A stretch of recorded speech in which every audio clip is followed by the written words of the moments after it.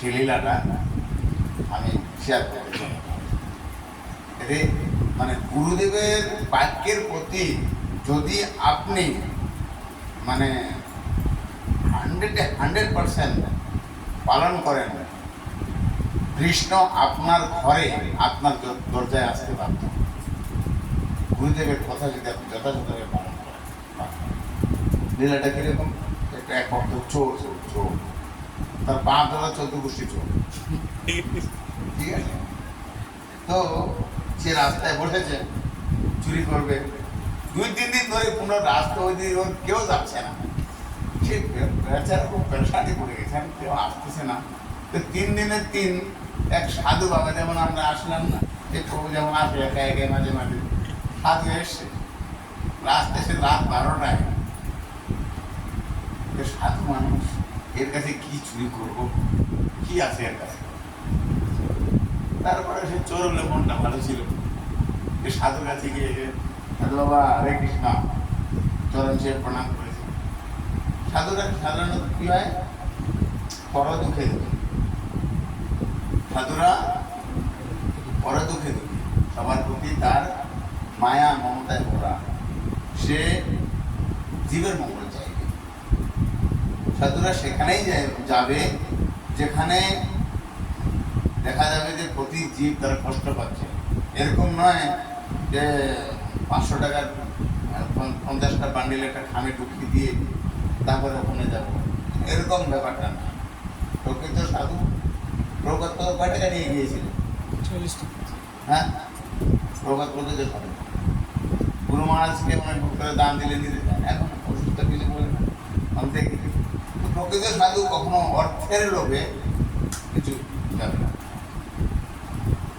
তো সে সাধুটা যখন সে চোরকে দেখেছে, তার করুণা হয়েছে যে তোমার নাম, নামটা বলেছে।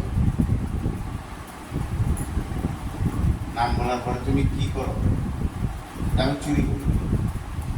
সত্য কথা বলছি, চুরি করা তো ভালো নয়, চুরি করো কেন? এটা ছেড়ে দিলে হয় না? সাধু বাবা আপনি যা কিছু বলেন বলেন, এই কথাটা বলেন, আমার বাপ দাদা 14 গোষ্ঠীর এই পেশা, আর আপনি আমাকে ছাড়তে বলছেন, এটা আমি ছাড়তে পারবো না। আপনি যতই খারাপ হোক, আমার একটা ছেলে আছে 5 বছর বয়স, ওকে আমি এখন ট্রেনিং দিচ্ছি কি করে চুরি করতে হয়। চুরি করতে গেলে কি কি ড্রেস নিতে হয়, কি কি নিতে হয়, আমি তাকে ট্রেনিং দিচ্ছি, আর আপনি আমাকে ছাড়তে বলছেন, এটা সম্ভব না। আপনি অন্য কিছু বলুন, আমি শুনতে রাজি আছি, চুরি জিনিসটা আপনি আমাকে এটা না করতে পারবেন না। সাধু এইসব কথা শুনে ওকে ঠিক আছে, তাহলে আমি তবে 4টা জিনিস বলবো, এই 4টা জিনিস তুমি পালন করো, 4টা শব্দ তুমি লিখে রাখো। কি বলেন? কথা বলতে পারো, সত্য কথা বলবো, সবসময় সবসময় সত্য কথা বলবো। আর দ্বিতীয় হলো, কখনো যদি কোনো সাধু সন্ত দেখো, তাকে তুমি অসম্মান করবে না, সম্মান করবে। আর তৃতীয় হলো, যা চুরি করবে ভগবানকে নিবেদন করবে। তুমি যাই চুরি করো না কেন, ভগবানকে নিবেদন করবে। আর চতুর্থ হলো, কোনো যদি কোনো মন্দির দেখো, তুমি যে চুরি করতে যাচ্ছ বা চুরি করে আসতেছ, ওটা বললে ভাবলে হবে না। মন্দিরে গিয়ে ভগবানকে দর্শন করে, প্রণাম করে, পরিক্রমা করে তারপরে যাবে। এই 4টা নিয়ম তোমার জন্য। তো এই 4টা নিয়ম বলার পরে সে গুরুদেব চলে গেল। সে কি করেছে, এবার সে সত্য কথা, মানে গুরুদেবের একটা সে একদম দৃঢ়, যা হয় হোক।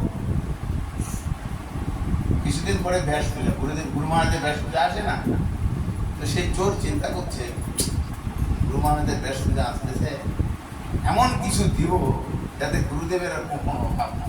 আমার সবচেয়ে বড় কিছু একটা দিতে কি চোরদের কি থাকে, কি করবে? তো সেই দেশে একজন রাজা ছিল। রাজার সময় রাজাদের ঘোড়া থাকতো, স্পেশাল ঘোড়া, অনেক ঘোড়া আছে। তো সেও ঘোড়াতেই চুরি করতে গিয়েছে। যখন প্রহরীরা গেটের মধ্যে আছে তো ওই জিজ্ঞাসা করছে ঘোড়ায় পেটে যাচ্ছে, এই কোথায় যাচ্ছ? চুরি করতে যাচ্ছে। তো প্রহরীরা ভাবছে বাপ তো মনে হয় যে রাজার কোনো স্পেশাল লোক হবে, গুপ্তচর হতে পারে।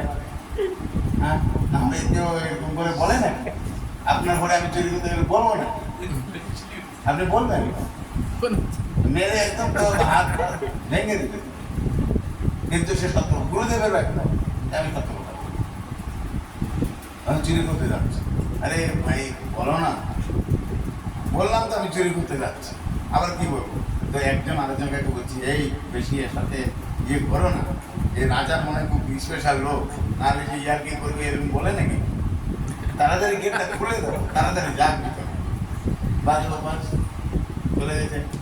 তো রাজার অনেক ঘোড়া, তারপরে স্পেশাল একটা রাজার যেই গাড়াটা চলতো সেই ঘোড়ায় রাজা ভিতরে কালো, ঘোড়াটা কালো স্পেশাল ঘোড়া, একদম বিভিন্ন জুয়েলারি দিয়ে রাজা সে কি করেছে ওর ঘোড়াটা রেখে দিয়ে এবার সে ঘোড়াকে ওদের সামনে খুলতেছে, খুলে আবার বেরিয়ে আসছে। এখন এই দেখতেছে তো সবাই তো চেনে রাজার ঘোড়া এটা, এই কোথায় নিয়ে যাচ্ছে? চুরি করে নিয়ে যাচ্ছে।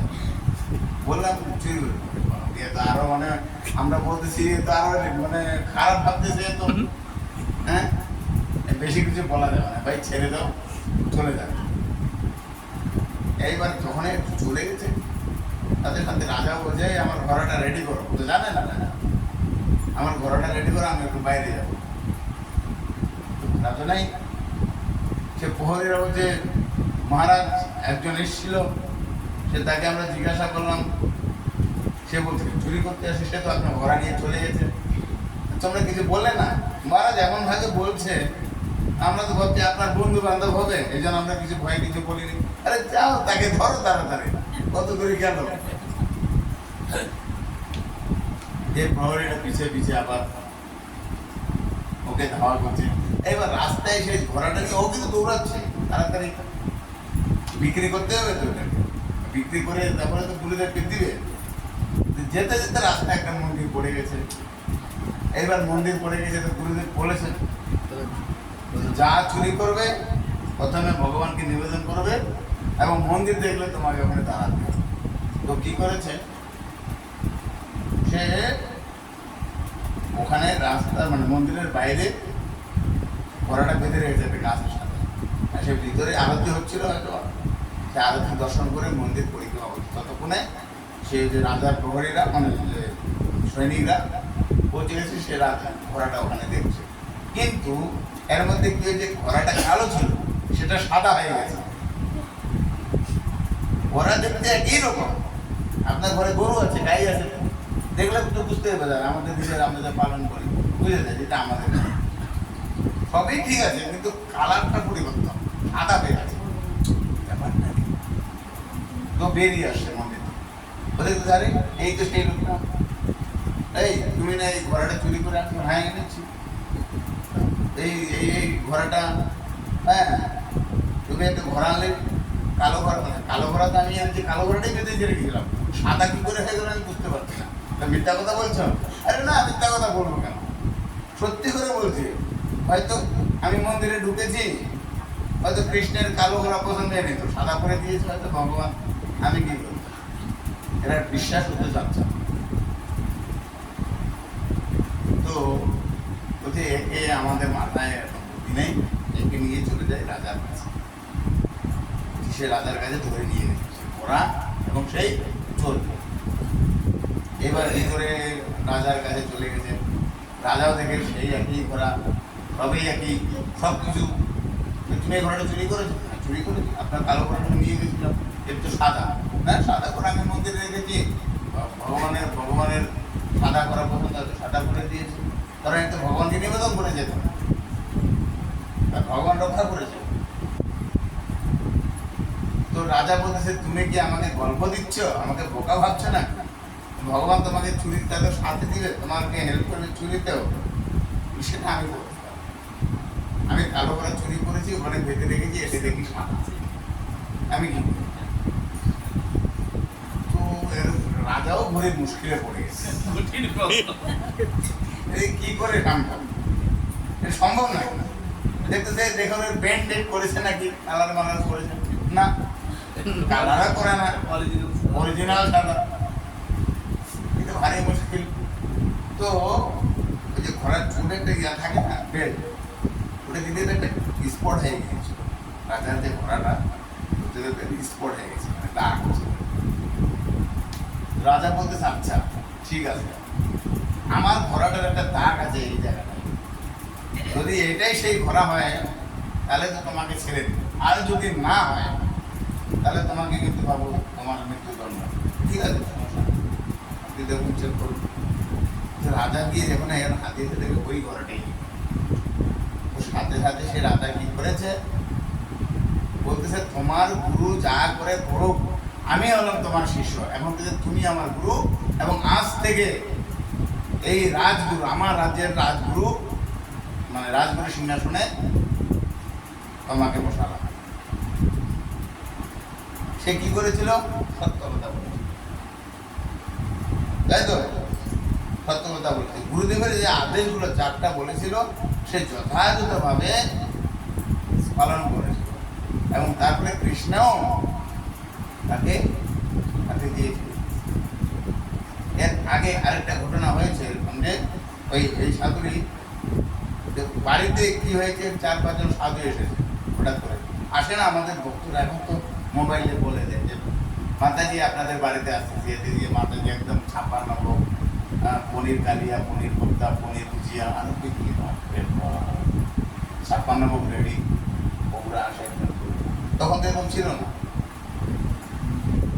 তো 2-4 জন সাধু এসেছে, তো তার বউকে বলছে তো 3-4 জন সাধু এসেছে, ওদেরকে একটু ভোজনের ব্যবস্থা করো। আমাদের 2 জনকারের খাবার নেই, আবার তুমি 4-5 জন ডাক্তার নিয়ে এসেছো, কোথা থেকে কি করবো আমি জানি না, কিছু জানি না। সাধু ভারী গুরুদেবের কোথাও অবমাননা হবে, সাধু গৃহে এসছে, সাধু তাকে তাকে অপমাননা করা যাবে না সাধুকে। তো পাশে একজন, যেমন আমাদের গ্রামীণ অনুষ্ঠানে দেখা যায় না, আশেপাশে লোক কিছু শুকাতে খাবার, ধান, চাল ইত্যাদি ইত্যাদি, ও কি করেছে, সকালবেলা ওই পাশের বাড়ি থেকে কিছু চুরি করে নিয়ে এসছে। বর্ষা টর্ষা কাল তো, যেদিক দিয়ে এসছে কাদা কাদা কাদা কাদা কাদা করে পায়ের নিশানা পড়ে গেছে। এবার সে চিন্তা করতে আমি তো চুরি করে নিয়ে এসে আমার পায়ের নিশানা দেখে তো ওরা চলে আসবে আমার বাড়িতে, এই নিয়ে এসে বাড়ি চিন্তা করে। কিন্তু উদ্দেশ্যটা কি ছিল, যা চুরি করবে সে ভগবানকে নিবেদন করবে এবং সাধু সেবা করবে। সে কি করেছে, যা